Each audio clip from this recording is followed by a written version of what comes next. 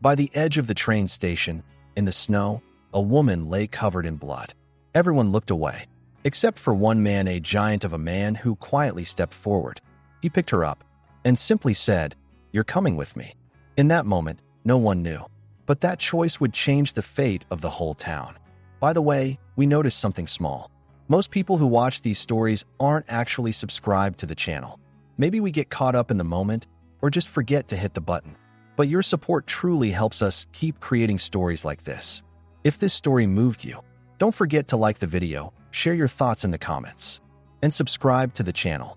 When Jonathan Bauer stepped off the last car of the train, the weight in his steps defied the silence of the snow.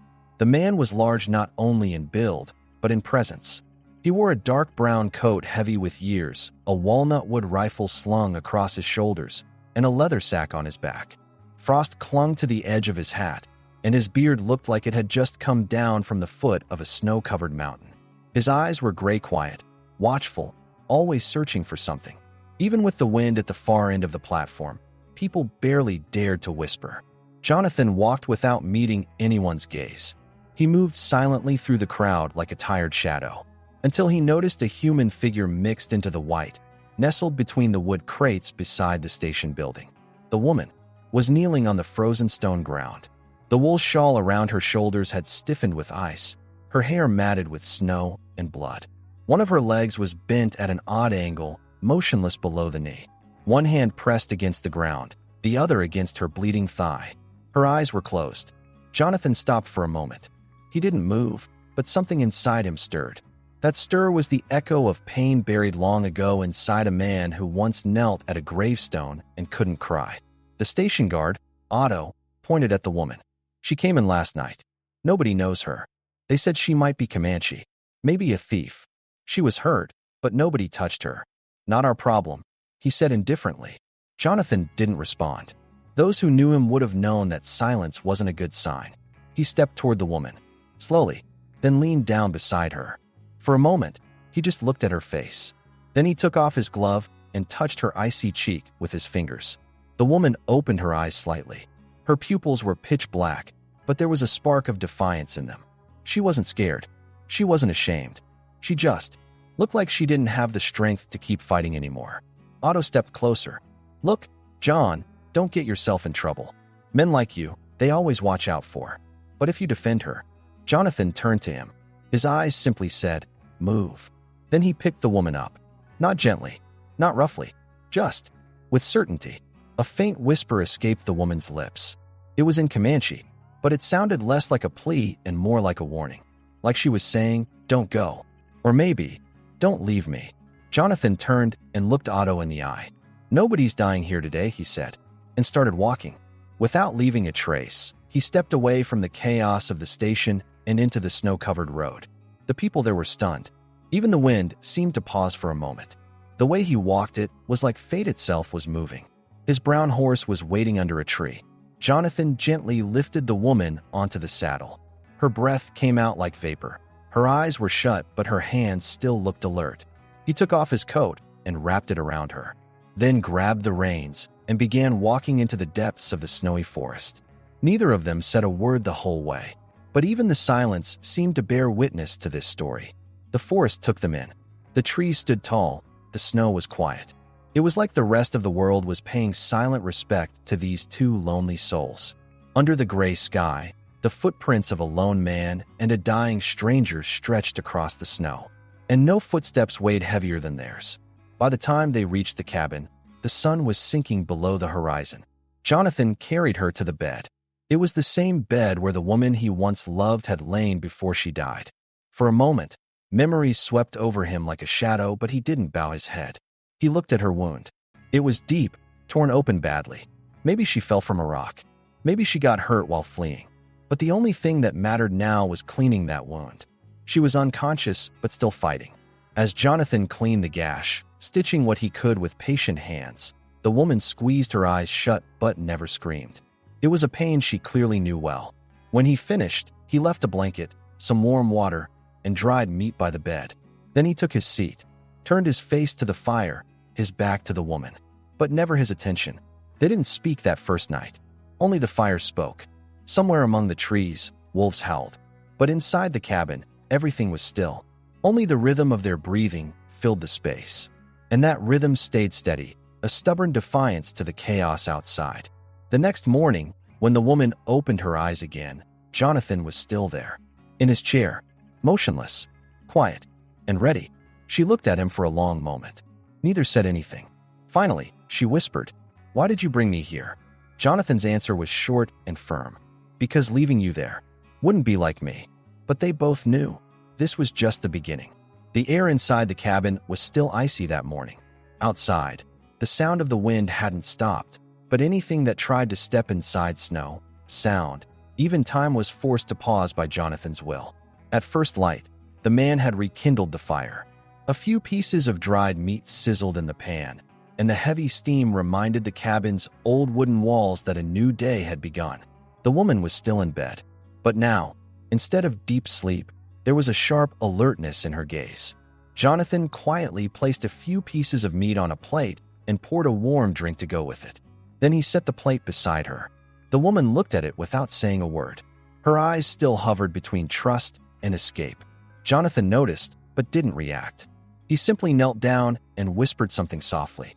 The woman turned her head to study him. For the first time, that cold look in her eyes began to thaw. "What's your name?" Jonathan asked. She cleared her throat, her voice like the echo of a mountain bell swept away by the wind. "Maya." That was it. Just Maya. No last name, no past. As if the past had disappeared in the frozen mountains, and only that one small word remained. Jonathan lowered his head.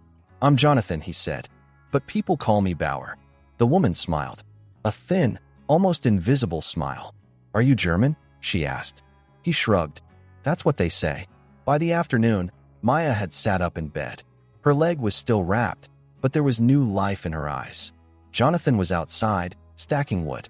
The snow was still falling, but softer now. Inside the cabin, Maya examined the items around her. Books on the shelves, an old bone comb, a woman's shawl. They all felt like relics from years ago. There was a scent of loneliness and loss in the air. But strangely, Maya felt like she might be able to belong here. By late afternoon, when Jonathan returned, he found her sitting by the window. The woman slowly turned her head. "This cabin, it feels like it was once loved, but then left behind," she said. Jonathan sighed. "Not left, just quiet. That's all." That night, Jonathan opened an old notebook. It was on the table by the door. The pages were yellowed, the edges curled. Inside were short sentences, sketched plants, a few dates. As Maya looked on, she saw one page that read, "Eliza put lilacs in her hair the day before the snow."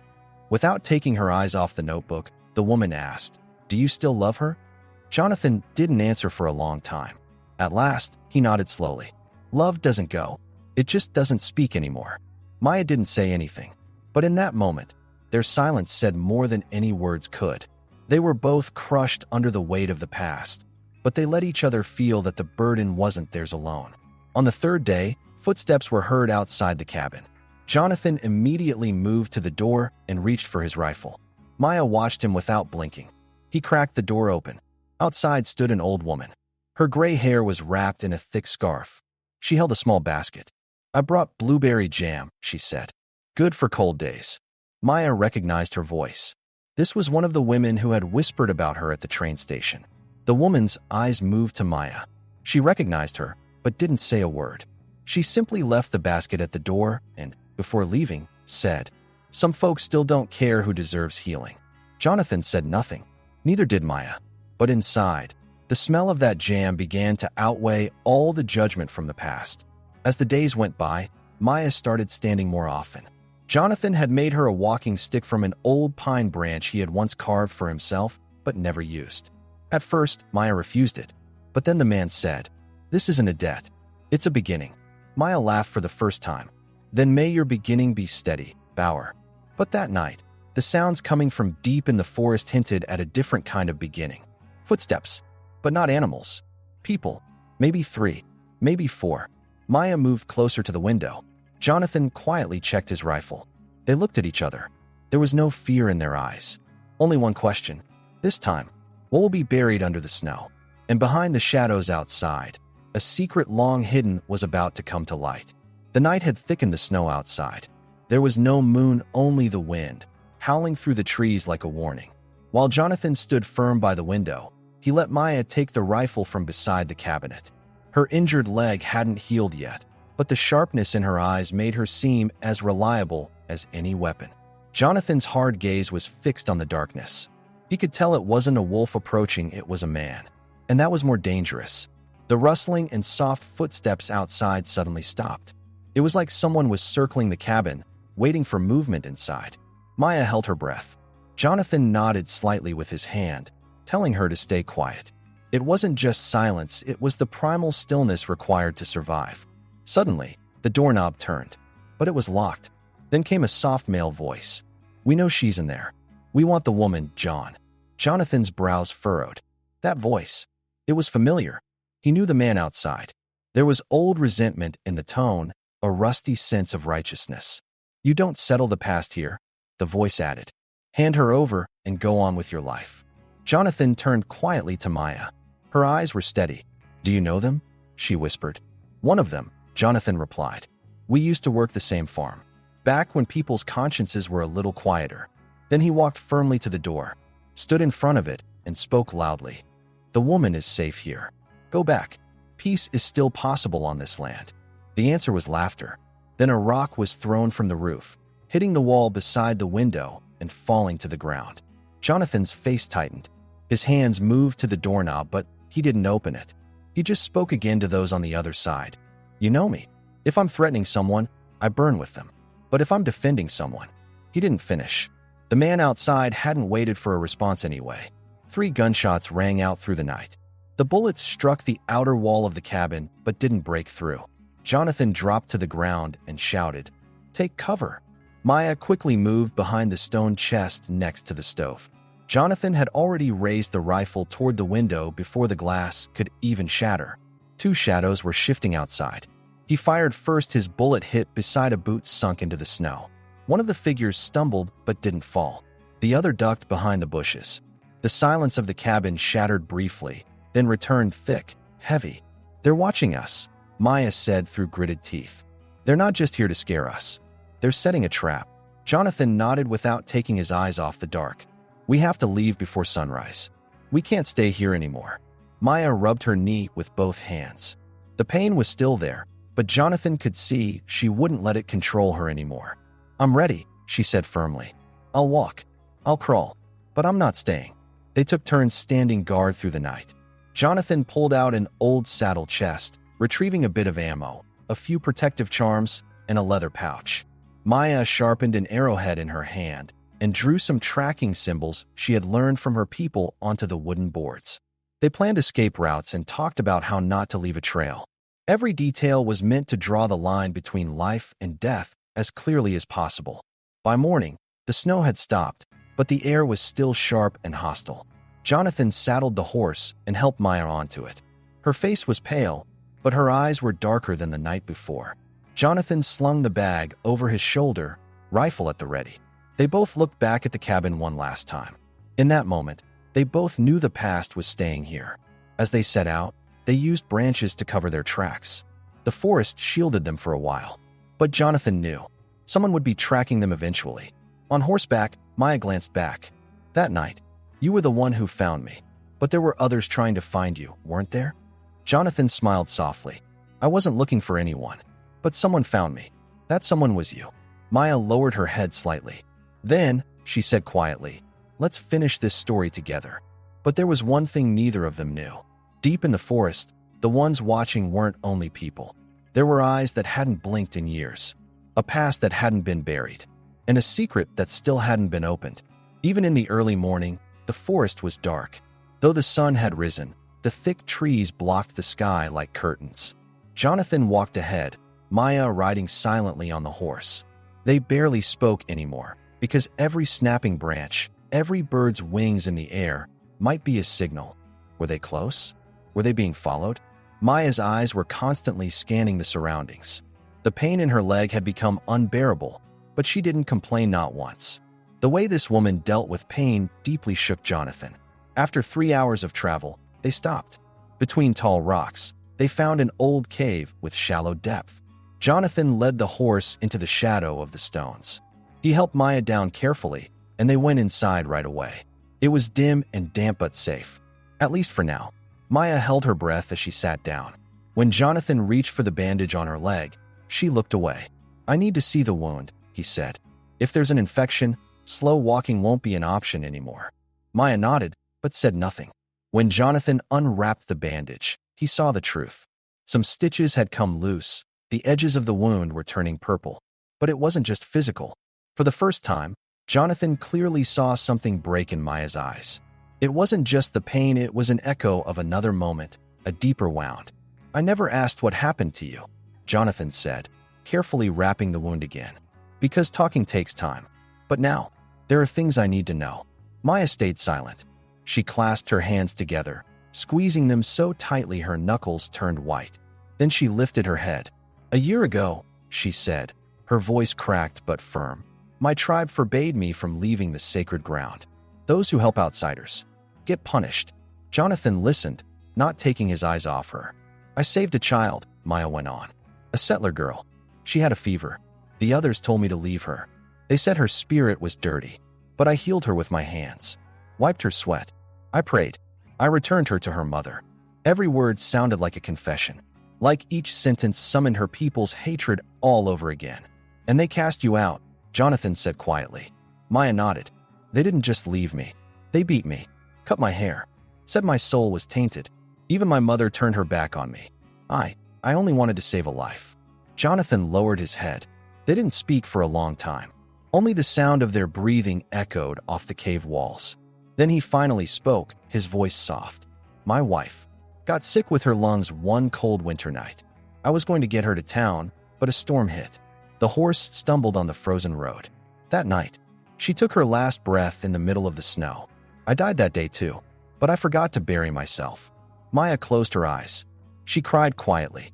But these weren't tears of helplessness, they were the softening of a grief that had hardened into stone. But something else broke the silence. In the distance, carried on the wind, a sound. A horse neighing. Jonathan stood up immediately and moved to the entrance of the cave. Maya followed him. Between the trees, 3 silhouettes could be seen. They were armed. They were determined. And they had tracked them well. Jonathan came back inside. "We've been found," he said. "But the inside is defendable. The entrance is narrow. They can't rush us all at once." Maya grabbed her quiver. Her knee was still bad, but her hands were steady. Jonathan checked his rifle, counted the last bullets. "We can't win this," he said, "but we can buy time. If we get out before nightfall, we can throw them off." A long tension began.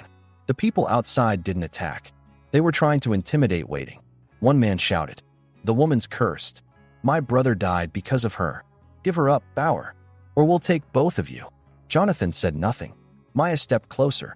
"That voice. I know it. They're not just coming for me. They're blind enough to destroy their own too." He nodded. "Not all of them. But if we go blind tonight, we lose." He looked at her. "Are you ready?" Maya lifted her head. "I'm not ready, but I'm going." When night fell, Jonathan came up with a distraction plan. He slipped the horse around the back of the cave and quietly led Maya out. Then he made a sudden noise and fired from the front. The attackers were caught off guard. Maya, bleeding from her leg, reached the horse. Jonathan came right behind her. They got on the horse. Maya held the reins. Jonathan carried the rifle over his shoulder. They fled through the night. The forest wrapped itself in mist, as if trying to hide their escape. But Maya knew. The pursuers wouldn't give up. This wasn't just about enemies. This was about facing the past. And now they both understood. It wasn't just about surviving. It was about telling the story right. Because if they didn't, someone else would. And the wrong stories are the ones that last the longest. Morning came with leftover fog from the night. The sky was gray. Even the birds seemed to have stopped singing. As Jonathan led the horse through the rocks, Maya felt the exhaustion sinking into her bones. She carried a knife on her back and held a drawn bow at her side. The wound on her knee had dried, but with every step it felt like something inside her was tearing. They were in the 7th hour of fleeing, but Jonathan's face was still as determined as it had been at the start. "They're getting close," the man said, not looking back. "We didn't cover our tracks. The wind is keeping them fresh." "How much time do we have?" Maya asked, her voice tired but sharp. Jonathan replied without turning his head. Half an hour, maybe less. Then they reached a clearing in the forest. Ahead of them was an old logging camp. Wooden frames, rotted barrels, and a collapsed warehouse. Jonathan stopped the horse. "This is it," he said. "Might buy us some time." They got to work immediately. Maya lined up arrows. Jonathan built a barricade out of heavy crates in the warehouse. They placed angled blades at the entrance, marked escape routes to fall back to. This time, they weren't running. This time, they were standing their ground. Not just for themselves, but for each other, for their pasts, for the small but precious chance of a we they now believed in. The sky grew darker. Snow started falling again, quietly, as if trying to cover up the violence that was on its way. Maya looked out the window.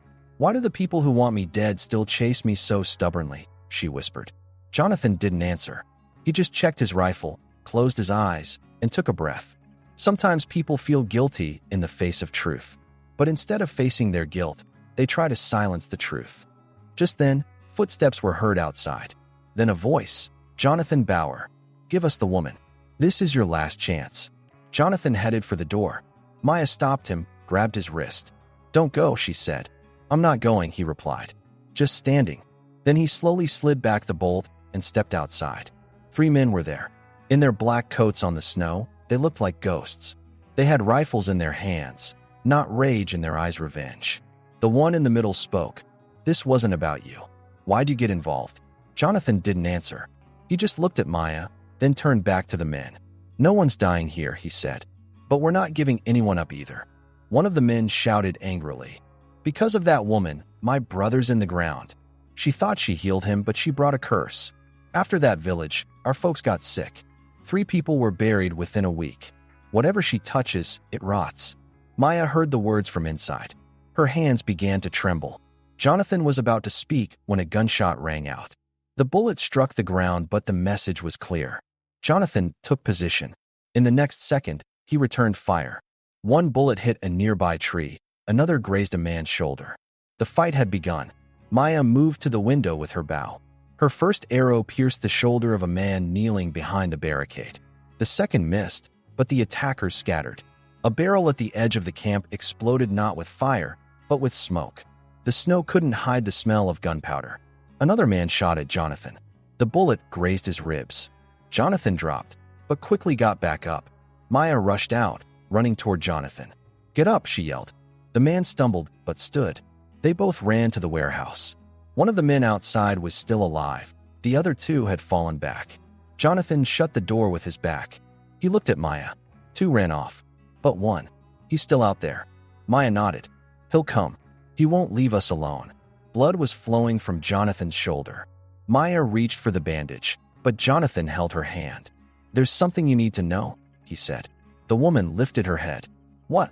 Jonathan didn't look away. "I was one of the men who built farms on your tribal land. Years ago, I cut trees, redirected water. I fenced off part of the land that was yours." Maya's face turned pale. "You're telling me this now?" Jonathan swallowed. "Back then, it didn't feel like a big deal. To me, it was just land. But now, what I see in your eyes, it wasn't in mine back then." The woman stayed quiet. Then she knelt down and pressed her hand against the wound on his shoulder. "We can't run from the past, Bauer, but we can choose what we do with it." They spent that night in the warehouse.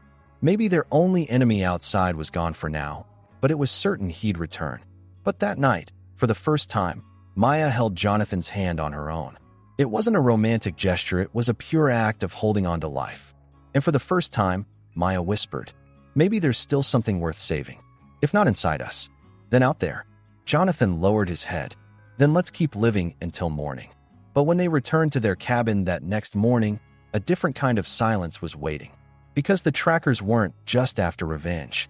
They were dragging a greater darkness behind them. On the way back, the snow was thinner but the cold was deeper. Maya leaned forward on the horse, and Jonathan walked upright despite his injured shoulder. The silence between them wasn't from exhaustion, it was a quiet readiness for what was coming. As they neared the cabin, something shifted in Maya's heart. This place wasn't just a shelter anymore, it had become a home, a sense of belonging she had never truly known. But now, a shadow over this place felt heavier than ever. When they arrived, the cabin door was slightly open. Jonathan pulled his rifle, and Maya gripped her knife. As they stepped in slowly, everything looked just as they'd left it. The fire was out, but the ashes were still warm. Nothing on the shelves had moved. But something had been left on the center table, an old tobacco pouch. Maya approached it, touched it with her fingertips. "This," she said, her voice rough, "someone from my people left this. But it's not a gift. It's a sign." Jonathan stayed silent. Maya opened the pouch. Inside were a dried hawk's claw and some smoked black herb. "This is a warning," she said. "The ones who cast me out. They're watching now. And this time, it's not just me they'll judge you too." Jonathan turned to the window. "I've been judged my whole life. But this is the first time I care who I'm being judged for." Maya closed her eyes. In that moment, she understood. The running was over. A decision had to be made. They would either leave everything behind and run again, or they would write their own story on this land. That night, the cabin wasn't warm, but it was peaceful for the first time. Jonathan sat on the floor, repairing an old bone hairpin. Maya stood by the window, listening to the silence outside. "My mother used to tell me a story," she said suddenly, "about a woman who was exiled and had to share her land with another people. But in the end, the land belonged to both, because they buried their pain together." Jonathan looked up, and then no history book ever mentioned her. But the seeds beneath the soil never forgot. Jonathan smiled. "Are we those seeds?" Maya didn't answer. She just closed her eyes, but 2 quiet tears slipped down her cheeks. Silently, from within. The next morning, as the sun slid across the roof of the cabin, a new sound came from deep in the forest, a child's scream. Maya sat up immediately, and Jonathan grabbed his rifle. When they stepped outside, a child in torn clothes stood in the shadow of a tree. "Help! They're coming. They took my mom." On the other side of the forest. "Riders." Jonathan moved instantly. Maya prepared the horse without hesitation. Despite her wounded leg, she climbed on. "I'll never ignore someone again," she said. "No matter who they are. No matter where they're from." Jonathan climbed on behind her. "Me neither. But this time, we're not alone." The child led the way. They rode deeper into the forest.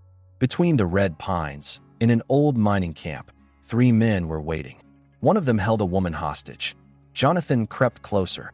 Maya had her bow drawn. Her first shot came quick, splitting the rope in the man's hands. Jonathan fired at another. The third tried to flee, but the child threw a rock that knocked him off balance. Maya was their knife drawn, but she didn't kill him. She just took his weapon. "Justice in war shouldn't be mixed with revenge," she said. The woman was saved.